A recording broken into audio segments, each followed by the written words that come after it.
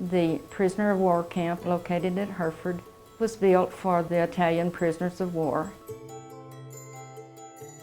They were Italian prisoners brought over here from Africa.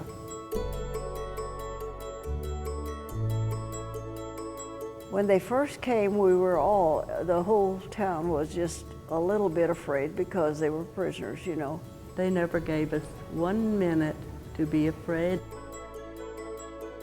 But when the women got to knowing them, my mother had no fear, so why should I have fear?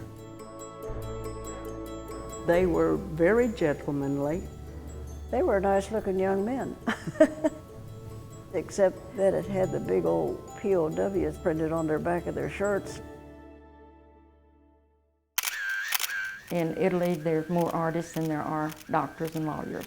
And at the prisoner war camp, there were many artists, many talents.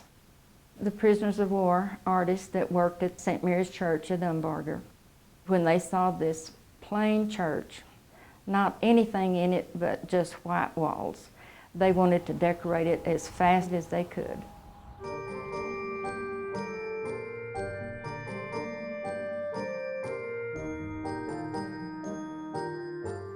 Father says, well, I tell you what, we cannot pay you, but we can feed you.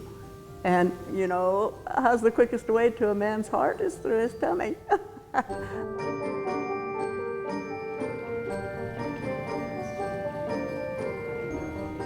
And they did a beautiful job. And when we looked through the door, they were whistling and singing.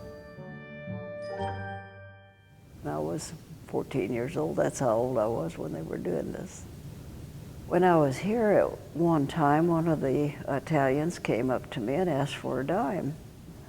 Well, in about a week later, they came back with this piece of jewelry, and it's got figures on the front and on the back, and so I've treasured it. One of the prisoners asked my mother for a 50-cent piece, and he made this ring for her. Well, she was so proud of it, it's got her initials on it. And she brought it home, and my dad said, "What, you take a ring from another man?" So it got put in the dresser drawer, and I found it after she had died when we were cleaning out the house.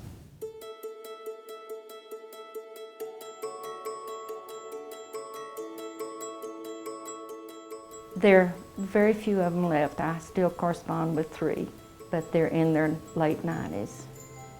And they think I'm a spring chicken at 80.